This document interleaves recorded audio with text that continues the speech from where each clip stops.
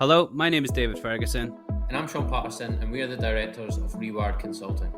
We would like to welcome you to the Rewired Consultant podcast featuring guests from across the IT industry. We will be talking to technology leaders from all over New Zealand, providing unique insight and good chat with the people on the front line of innovation and transformation. This series will give you a great opportunity to hear the stories of the people involved and create the strategy and vision for some of New Zealand's most interesting businesses. Hi guys, and welcome back to the Rewired Consultant podcast with myself, Sean Patterson, and co-host David Ferguson. Today we are welcoming our guest, Peter Muggleston, onto the podcast. So Pete is the Chief Digital Officer at Mitre 10 and brings an impressive executive career, having held leadership roles across Mitre 10, Tower Insurance, Foodstuffs and ASB Bank. His experience spans retail, financial services, insurance and the energy sector, giving him a unique perspective on leadership, digital transformation and innovation.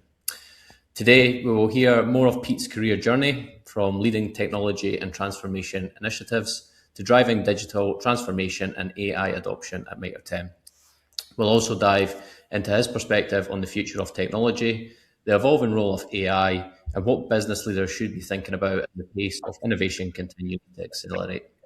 So Pete, welcome onto the podcast. How are you going?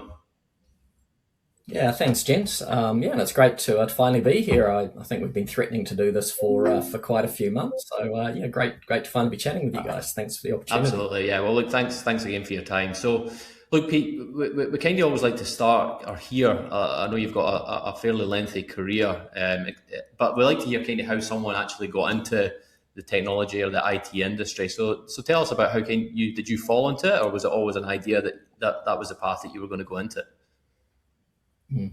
Oh, look, I think most of us just kind of fell in one way or another, and as with most things in life, it's kind of a series of seemingly disconnected events that when you look back kind of join up. I guess the first of those events was probably back in 1981. So my old man was a chartered accountant, but contrary to the popular stereotypes, he was quite a sort of creative tinkerer. He liked to understand how things work, and he came home one day, it really was in 1981, with a ZX81 computer, and he said basically that he had been reading about this stuff and he thought they were going to be important. So we had the classic 1 meg with the 16 meg battery pack or extra RAM pack that you could put in the back, and I started playing with that, and I taught myself to code and a few things, and a lot of it was just playing around or trying to write games because I didn't have enough money for the spaces up at the dairy and stuff. And you just kind of learned a whole bunch of stuff more just like as like a hobby, I guess. So that was kind of just an event because I went off, carried on through school and playing sport and all sorts of things. Didn't have a particular connection with the stuff. It was just kind of a hobby that seemed like a bit of fun alongside other stuff. And then went through uni, did a BCom BSc, did some computer stuff, but, again, as a sort of typical student, you're sort of choosing things that are interesting or timetable well, so you can have a good uni life, and sort of got to the end of that. Had 2 degrees, but wasn't really clear what I wanted to do. Was looking, going through the typical kind of milk round and looking for employers and stuff, and was actually a pretty good career advisor. Said, I noticed you haven't applied to the oil companies. And I was like, well, okay, do they want people like me? He said, yeah, they're just looking for good people. So I kind of threw my hat in the ring and ended up getting an international grad role out of Shell in The Hague. And so that was just pretty awesome. I mean, that was just a wonderful change in trajectory of career. But did a couple of years in New Plymouth before heading off to the Netherlands and Borneo and a bunch of sort of wonderful adventures. But it was kind of interesting when I started with them, and they gave me the job on this grad program, and I still didn't really know what that meant. And then they sort of said to me at the beginning, "Oh, well, where would you like to start?" And so I don't know. I thought you kind of had a plan. I said, "Oh, well, it looks like you've done a few computer papers. Why don't you start there while we work out, what you want to do?" And, 30 years on, I still haven't really worked out what I want to do, but it seems to have worked out all right. So, that's me still in the IT industry. what did they throw you into then? What was the first role that you had with them? I was a developer, and back then they were analyst developers, and you would basically go and doing your system analysis and learning to code. So that was new. I'd sort of taught myself Pascal and assembler and stuff like that. And moving into an engineering thing, it was all either Fortran or a lot of COBOL systems. Yeah. So kind of taught yourself that sort of stuff, and away you go. Do you think as well, like being overseas and stuff like that, made you grow up and give you a good perspective on things outside of maybe New Zealand and stuff? Early days. Yeah, for sure. I mean, I was 22 when I went to the north of the Netherlands, and turned up. It was quite a different experience, different language, different culture, which was great. But there was also a really big crowd of young grads over there, so we had a lot of fun. So I'm not really sure how grown up we were at times, but I think what really learned there for me though was no matter how hard you party and play when you're a grad on the other side of the world, it's like you front up at work the next day regardless, and you absolutely deliver your best every time. And I think that was pretty key. No matter what state you were in a few hours earlier, you've got a front. Absolutely. What was the move into? Obviously, you've led and managed teams for a long time. Was that always a thought in your head that was where you wanted to get into, or you wanted to move into in time? I think we're conditioned to that. I don't know that I really sat down and thought. I mean, you're obviously looking for progression and success and moving on to the next thing. Certainly in, Western organizations, that generally looks like moving into a leadership role. Yeah. I think it made sense. I'd always, I'd always loved like team sport and that sort of thing, and taking leadership roles there was something that was rewarding. So you kind of go, yeah, I think it does look like that. So yeah, probably. I think it was fairly natural to want to be able to lead stuff. But it also takes, it takes a lot of learning and self realization to get through the bit. When you're young and bulletproof, you always think you can do stuff better and faster yourself, which isn't really a great stepping stone into leadership. It's that certain point that you've actually got to recognize that harnessing others will allow you to achieve far more than just backing yourself. And I think that's the kind of arrogance of youth that had to get smashed out of my system to then go, wow, this leadership thing's awesome. And actually the true joy that you get is from unlocking that collective power of a team of very different people. But that takes some maturity for some of us, particularly for me to realize. What stage of your career then did you move into your first leadership role? Well, I was lucky. I was given opportunities pretty early on. It's probably something we're talking a little bit about, because I think about key moments. That grad program from Shell was truly unbelievable, and I think now that's why I'm such a big fan. I've been trying to reintroduce the grad program back into Mitre 10, because of just the different nature of opportunities it gives you. Today we're far. I think we get way too narrow, because we end up starting in a particular role, whether it's a developer or in service management or something, and then we want to progress. So we generally get more senior in the same space. In the grad program that I was on, it was very much the opposite. You would sit down every 6 to 12 months, and you'd actually have a career plan, and you'd talk to them. And I still remember the kind of conversation, which was like, oh, you don't seem to know much about databases. So then my next job was as a DBA, and they would actually give you the opportunity and the training. So through that, I think the first leadership role I had was leading the service desk, and starting to build out some of the on-site support and things like that. And then it just slowly grew, went through project management roles and, leading support teams and business analysis teams and things like that. So I'd had little pockets of it, which was just really lucky, because it kind of meant that, by the age of 30, I'd pretty much worked in each of the core components of a technology department. So, when I came home, there was basically a perfect opportunity came to come back and and lead the IT function for Fletcher Energy back here in New Zealand. So that sort of brought me home, but it was also that first kind of head of the running the whole department kind of role. So I was lucky. I was given lots of opportunities, and when they came, you just kind of got to grab them. Yeah, that's good. And so that's what that's what had you been thinking about moving back to New Zealand at that stage anyway, or was it an opportunity which was sort of presented to you and you were like, well, this is brilliant, Yeah, look, it was that. It was probably earlier than I would have come home. It was a pretty good life. I'd done 5 years in different parts of the Netherlands. I was at that point up in Borneo, up in East Malaysia, and loving life. And it was time to start planning where my next role would be anyway. And so when the opportunity arose with Fletcher Energy, it was sort of more of a realization that was probably the only job I was ever going to get, at exactly the right level that would bring me home. Yeah. So I thought, well, it must be time to come home, even though it was probably earlier than I thought, but I'd had, 10 pretty good years. So, it was a good time to come home. Yeah. Throughout your career, Pete, was there any role or any time where you thought you were in a quite a pivotal moment in your career, a pivotal position, a role that you're most proud of that you look back on?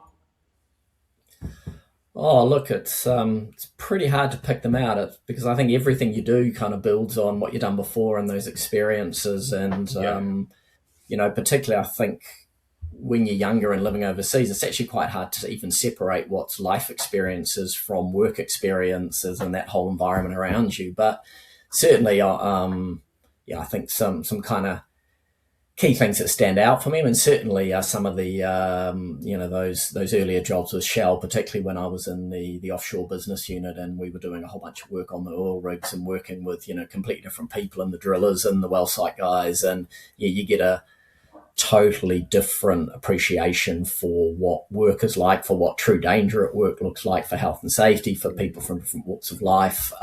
Just a fascinating environment, I think, to learn about people. And so certainly that stood out.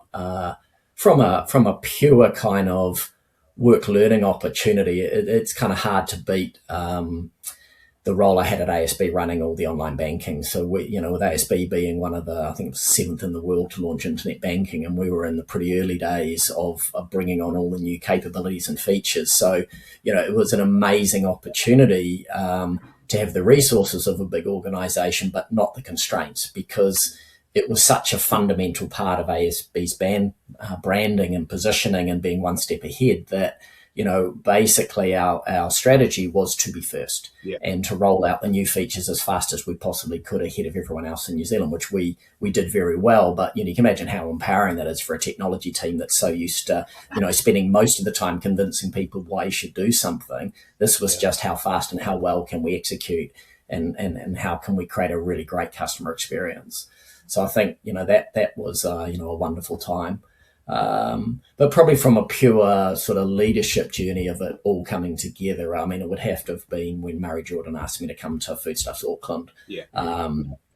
And, some really pivotal moments of that. I mean, I think, the first thing was probably the fact that, when I'd only been in kind of really quite mature blue chip companies previously where the technology was pretty mature. You'd often be doing your strategy planning for the year, and it's like, well, how can I get us from a 9 to a 9.5 over the next 12 to 18 months?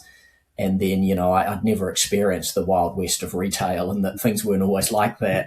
Turned up, I think, within my 3rd week, we had a full outage of the whole network backplane, which was on a 10-year-old unsupported Foundry switch. And you go, what am I going to do about this? But what was quite amazing there, it was kind of like, well, okay, now it's how do I get us from a 2 to a 5 in like 3 months? Yeah, it's a very different thing. You're not spending time thinking about what to do. You're starting to think about, I know what needs to be done, but how do I mobilize people, get them on board? How do we actually execute really quickly? But probably the key thing was a mindset change in that, because all the companies I'd worked in previously, no matter how senior you got, there was always somebody more senior. There was always a group CEO or somebody or some policy or some framework. And it was always like you were learning or being groomed for something bigger. Yeah. And I think going into that role, it was that realization, this actually isn't just, obviously we never stop learning, but this is actually time it's on me, right? It's time for me to go and own it. And I still remember going into the first board meeting when I had a whole bunch of stuff that I, needed support for, and talking to the board, and I was very deferential as I, kind of been taught to be around, well, here's what I'm thinking and what you guys think, and expecting a whole bunch of, critique and everything to come back and all sorts of things. But they just looked at me and said, well, you tell us, we're just a bunch of grocers. And what was quite empowering and scary at the same time was I had 100% of their backing, but they were also completely relying on me getting it right. Yeah. And I sort of, remember going home to my wife and having that conversation and going, well, wow, I guess we're going to find out whether I'm actually any good or not, because there are no excuses. Yeah. One, it's all on me. I've been given everything I've asked for. Yeah. So it was really quite an eye-opening moment, and I think really empowering, just changing that mindset to go, wow, actually I need to lead this and take full accountability for it. And it was wonderful. I mean, we had a great time, and we built a brilliant team and a great leader. So it was. So Peter, just on that. So obviously you've got that realization now that like the buck stops with you. This is your ship. You've got to sail it. And then you've got buy-in completely from the people that obviously run the organization. Like, then when you look at what's below you and the technologies in place, are you thinking to yourself, yeah, I've got this? Or you're like, right, okay, I've got a bit of a challenge on my hands now. You know what I mean? Because it does stop with you, and you've got to make the best of what you've got, or you've got to build out what you don't have. So how does that sort of fall into sort of place then after that? Yeah, look, I think, there was a lot to be done, but I think, the point was we knew what had to be done. Yeah. So, and we knew that we had the backing to do it. So then it wasn't so much scary. It then became solving the puzzle. How do we break this down into the right pieces? How do we get the right people in place? How do we do it in the right order? How do we risk assess the issues? What do we have to do tomorrow? Because, in that early stage, there's a bunch of decisions you have to make where you can't actually go straight to the best long-term solution. You haven't got time to build all the pieces. So you would knowingly go, okay, I've got some short-term things I've got to do here to stabilize it. Hopefully it's not taking me away from the master plan, but, I know I'm going to have to come back and visit that. But you've then got to create space for people to be able to think properly and do the work properly and go through and build that longer-term plan. So no, I think at that point it actually became quite exciting. Yeah, yeah. And as a leader as well, so in terms of did you bring in was there good capability within the organization already, or did you have to go out and find a capability that was going to help you achieve your goals? Yeah, no, we definitely did have to look outside, but it was quite a small central team there. It was a family vibe, but lots of people that had just been there for a long time. Yeah. So they didn't know any other way. They didn't know what good looks like. Yeah. And, you don't need everybody to have that, but you need to sort of build that leadership team. But we did attract some pretty good leaders that I'd worked with previously who were keen to come and join the fun. Yeah. And I think once you get a core group of people who understand what good looks like, then you can change expectations. And I think that's the biggest thing, right? If you get a team mobilized around aligned expectations of where you're going and what good looks like, then the world becomes a lot more fun. Yeah, awesome. And look, in terms of our interaction and our engagement with you, we obviously, you've been at Mitre 10 over the last 5-6 years now, and that's where we first became acquainted with yourself. Mitre 10's been a business that we've done a lot of work with and helped you out with some recruitment. But look, it's been through a lot of change over the last over that last period of time, and obviously you've been at the forefront of that from the transformation. How would you summarize your time at Mitre 10 and the things that you've achieved there over the past few years? Yeah, look, it was a very different organization when I got there. It was very, very siloed. I think it had traditionally been sized with just enough capacity to keep the lights on. Yeah. And then everything else was done through projects and contractors. And so you'd have a bunch of separate initiatives. I think, typically an initiative would have an exec sponsor, and they'd have a bucket of cash, and they would go and spend that money and hire up people. So it was very kind of disjointed. So I think a lot of what we were able to do was really to change the way the company viewed enterprise capabilities and going, what are the things that we need to support the strategy? How do we build that in a holistic way? Build one capability that everybody can use, make it supportable, make it scalable. And we also changed the whole model, really. We've built, very strong internal capability and the realization that if you really want to get the best out of modern tech stacks and all the money you're going to spend on an ERP transformation, etc., you can use partners, excuse me, and you have to use partners to help kind of get you there and get you started, because you just can't scale that knowledge fast enough. But the sooner you can actually build out your own internal capability, the more you're going to get out of the system and the platform. So I think that's probably the thing I'm proudest of is kind of, where the strength of the IT team is now, and the leadership capability from what was a pretty junior team at the beginning. It's now, one of the top, I might be biased, but, one of the top IT teams in the country with some really good talent and really strong, SAP expertise, really strong architecture, really, really strong cybersecurity, data and insights, right across the board. So it's come a very long way. So I think that's probably what makes me proudest. What do you think, Pete, as a leader in the scale of the transformation and everything that's going to go along with it? How do you think you get people on board with that? It's a huge amount of work. The goal is so far away. How do you go about kind of building a team to get on board with the plan and embrace it? And you know what I mean? Yeah. The sort of short and long term of it. Yeah. And I think, look, the first bit of that's actually pretty easy. When you lay out a plan for a transformation, even when it's big and bold, you've got a massive vision and you can see you're just going to revolutionize what the company does. So I think getting excitement and getting people signed up to that is actually the easy part. Yeah. The tricky bit is when you hit the dark days, which you always do, and it carries on a bit longer than you thought. It starts to feel a bit more relentless. And there it's kind of, if you lose sight of that end goal, then it can be very hard, right? I think because, I've always said this, people always talk about stress from working too hard. And I've never bought into that, because I think back to most of the most exciting and fulfilling times in our lives and our professional lives have actually been the ones we've been working the hardest. Yeah. But we've been working as part of something that we believed in and we could see traction and we could feel results. So it's not the volume of work. It's the relentlessness or a feeling that you're not making any progress or you're never going to get there, or it's kind of hopeless. And there are moments like that, right? Where when things go wrong, you are forced to look down, to look short term. You're just becoming reactive.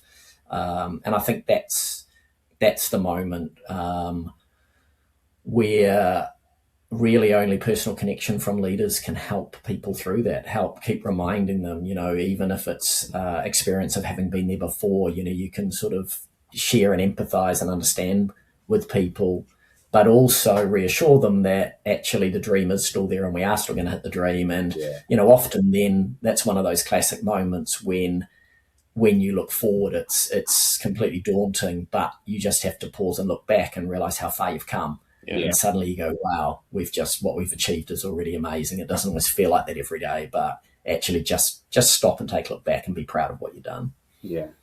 Yeah, that's good. And that's the thing. I suppose, and your experience as a leader over so many years as well means that you've had those dark days and the good days and all that's in between as well. So it sort of makes it a bit, that's the thing. It makes it where you can actually sit those people down who maybe haven't had as much adversity and say, look, it's going to be okay. We're there. This is where we're going. That sort of stuff. Because resilience is such an important factor in anything in life, isn't it? Yeah. And some of those moments we can almost laugh about now. And from like a recruitment lens as well, Pete, when you were bringing people into the business who either reported into you or didn't, were you sharing that kind of vision that you had with potential people that were coming into the business? Did you find that it was important that you did to make sure that they were on board with where you were going? Yeah, look, yes is the simple answer to that, and certainly for any of the people that I was hiring directly, that was absolutely part of building that long-term capable. It's not just what are we going to build, it's what are we going to do with it afterwards. It's really that mindset of it's not a digital transformation, it's a business transformation. So how do we think about the impact it's going to make and those sorts of things? So definitely in those key hires. One of the things though that's really challenging about a massive transformation program is you need to hire people who can get up to speed really quickly. Yeah. And so, what I found, and we made a conscious change about a year ago, but overnight we'd actually become quite an old department. And that was not deliberate, but it was because we were so flat out during the program that every time I hired somebody, well, I needed a senior and I needed them tomorrow. If you needed someone in a role, you needed a senior who could be at speed tomorrow. And so we kind of went through that phase, but, about a year ago, we realized that that's a problem as well. And, we actually really needed to start readdressing that and really, really consciously and actively change our hiring policy. And particularly as we started trying to embrace AI and some different things, you actually find it's not old senior guys you need anymore. They've got too much to unlearn. Yeah. You actually need different mindsets, different curiosity. And, we very actively started hiring differently. The nature of my leadership team changed quite dramatically. We reintroduced the grad program when I'm we've taken in our second cohort of that. And they've been absolutely brilliant because, they're fearless. They haven't actually learnt to be afraid of things or failure, but they've also never known all the history, that experience that some of our senior guys have got. Yes, I need that from wisdom and people who can critique and make sure that, we're not doing anything dumb or that AI is not producing dumb results. But in terms of a mindset about how do I embrace or totally reimagine a process, just getting that youth back in has been so critical. Yeah, because that's the thing that we've talked about it in the past. You're very much about innovation and where technology and how it's going to affect business looks further down the line. It sounds like you've been very much sort of putting a structure in place to do that. Like from an AI perspective, everybody's talking about AI and productivity and how it's going to change the world and how it's going to change the business. But from a real case now, you guys have been doing a lot of good work over the last year or two, haven't you? So can you give us a bit of an idea of how that has come into Mitre 10 and how it's increasing your the value that the business is getting and the value for people as well, essentially? Yeah, AI, it's an interest of my own. It's obviously everywhere. There's so much hype. There's so much, there's so much garbage being taught, but there's also absolute gems and real awesome stuff in there. And part of the issue is what are the things you want to prepare for? What are the things you want to actively chase? And what are the things you're just going to wait for a whole bunch of that capability just to, be embedded in the products that you already use? Yeah. And I think just being because you can spend millions chasing any number of pipe dreams. So I think, for Mitre 10, we had kind of 4 just very distinct pillars to the policy. The first was pretty much what everybody had. I called it personal productivity, but it's recognizing that you actually have to get the tools out there. People can only learn by doing. So you want people using your co-pilots and your Gen AI tools, and you want them just trying it out and learning and imagining. So that kind of whole work stream is about getting the guardrails in place, getting the, everything where you go, I've got a policy framework, I've got my governance, I can safely give these tools to people and encourage them to play. And I think that's really important because otherwise you get a mindset block. If it's really hard until you use the tool to then imagine what you could do with it. So we've really, really encouraged that. And and that's what you see effectively. We've probably got about half of our kind of 8,000 employees using it in some form or another. And they're generally using it to do their current job more efficiently. Okay. There's not a lot of reimagining the job, but within their job, they go, cool, I can do the tasks I used to do and I can now do them better. So you go, hey, that's a win, and the learning is coming. The second one was kind of more about preparation. I mean, being a retailer, agentic commerce is, it's out there, it's had a lot of hype, but the key thing about it is it's something that's done to you. It's not a choice that we have whether we want to do it or not. Agents are out there and people are using them to shop, and they're not always coming to our e-commerce channels to shop. That the agents are starting that journey, whether it's a fully agentic commerce journey or just the exploration. the agents are running things. And if you think about our whole paradigm for years, it's been about really good CX and UX design. How do I control the flow? How do I increase the chance of conversion by the quality of that? How do I impress the humans?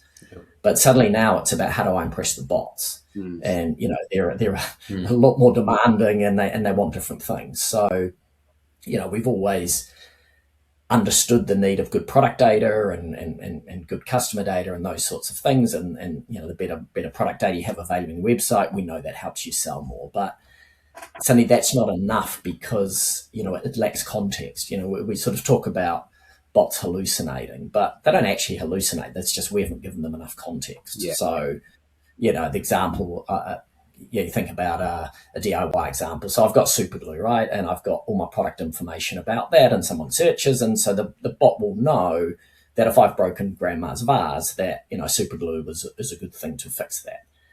The problem is when I ask the same bot for help on fixing my broken arm, it's kind of got that same product information. Oh, yeah, it's good at fixing things because it doesn't have the context. Yeah. And so for me, that addition of that context is the absolutely critical thing to get our heads around. And it's interesting. In someone like Mitre, we've got over 15 years of easy as videos and content and stuff on YouTube and how to do stuff. And what is that stuff? It's context, right? It's exactly, so how do you harness that and make that stuff go? So we have had a big focus on that because, say that will be done to us. So we just have to be ready and prepared. Yeah. Then there's probably two areas where we've decided to actually place bets, where the AI is good enough, but it's still where humans are naturally in control of the process. So you can kind of look at your risk profile a bit differently. So the first of that is around back office process transformation. So particularly our finance processes, wherever there's manual processes, wherever you get exception processes that fall out of SAP where things don't match and go to a human. Actually, there's a whole bunch of stuff where AI is really good at that. So we sort of placed a bet there. And then the biggest one for me inside our department was about agentic software delivery. So for me, it seemed pretty early on that was such a help already. It doesn't have to be 100% complete before you start using it. And I think that's part of the mindset problem that we've got is we're so used to IT to someone gives us a problem to solve. We're actually taught to think about all the things they've forgotten about and missed and all the problems and all the holes, and we solve them all before we even get started. Yeah. And then we go fix it. And the problem is that actually leads to inertia because we're never going to understand all of the steps of AI software delivery. But, if there's 10 steps and we understand 5 of them, well, let's get value out of the 5 of them and just put enough controls around the others. So that's kind of been quite a mindset to overcome, but we've made amazing progress in the last 6 months. So we've now got, a couple of the squads that are fully working. We've been working with AWS, so using Kiro and their AI delivery life cycle. We've actually recut exactly how that does, and we're now able to generate the requirements completely with AI. We're able to generate the code. We're able to generate the test cases. We're able to automate and schedule the test cases and get all of that test execution. So we can now push things completely through from a Jira ticket through those different phases. Wow. And that's just going to totally change going forward how we even think about doing software delivery. Yeah. Because again, if you go back to what I said before, we've very naturally gone to the same sequential steps in the old SDLC. Everybody's using AI in that step to help them do their job better. Yeah. But that gives you incremental improvement. It's when you can actually reimagine the whole process end to end and change how you do things that the real value comes. Because if we're just going to do agile faster, then that's not really going to help, right? We've got to actually, well, it'll help a little bit. But if you think about why do we do agile and why do we have a 2-week sprint or a 3-week sprint? I mean, that's fundamentally driven by the human constraints of how much can a developer and tester achieve in a period of time, and then what's a useful bundle of work that I can package up, test, deploy, and turn into a product increment to go through. So cool. So then we wrap up everything else we do in Agile, all the ceremonies, all the other roles are actually just about facilitating that recruitment process. So suddenly if I take that constraint away, well, why would I still do all of those other processes that were only based on that human constraint? So, for me, the really exciting thing that comes next is, that switch to that paradigm of the 24-hour sprint. Yeah. And it's not just that I can do a sprint in 24 hours. It's the changing of the role or understanding of the role of the humans and the role of the bots. Because today we think about the humans produce the work and how do the bots help us do that more efficiently. The thing about the 24-hour sprint paradigm is you go, well, I've got 16 hours a night of bots that are going to code and do the work. So suddenly now my 8 hours of human time is not about what can the humans do. It's what do the humans need to do to maximize the outcomes of those 16 hours overnight. And so the day suddenly goes to reviewing what happened last night. What can I tweak? What can I adjust? What do I have to change in my steering documents or my governance or my test scripts or my test environments? What went wrong? And then preparing what's the work that we want them to do overnight. So suddenly it's about us leading the bots but the bots doing the work. And I think that's such a different delivery model and paradigm. It's such a different way to think about leadership and people and tasks and what's the important insight that the humans bring to work. So, I just think it's going to be such a fascinating involvement. It's just so exciting and the opportunities are just limitless. So that's the thing, because it's the AI orchestration piece where you're going to see a lot more sort of roles and a lot more like roles be produced or come up over time. And I'm just sort of like you mentioned that you've changed or you brought in the grad program again, and that's probably because you want to make sure you get those AI native people who have no fear. But then you've got all the people who've been in their career a long time, and someone will embrace AI, someone will be worried about where it's going to take them in their career or what's going to happen to them. Like, how do you see the workforce changing? Like, if you like, so like two pieces first, young people today advice, and then someone who's a bit older in their career and can future proof. Like, what would be your advice then from where you're seeing it going from a strategic perspective? Yeah. Well, I mean, the young people, you're right. I mean, they come in and they see it and they get it and they just embrace it. So that's super cool. But of course, what we're trying to make sure, though, is that, we still have the deep technical understanding to look at stuff and know whether it's right or wrong and how do you do that. The interesting thing, what we've found so far is the grads, as long as they have a strong technical background of knowledge from university, they're actually doing that pretty well. They're coming in and they've got a feel for that doesn't look right, that doesn't feel right. I think it becomes dangerous if you say, oh, well, I don't actually need that technical grounding. I don't need 20 years of experience anymore, but I still must have that deep technical grounding. I still firmly believe that we need to be studying engineering and technology and these topics because it's, the brain's got to learn to think in a way that it can recognize what makes sense and what doesn't coming out of the AI. So I think, that's a pretty good story.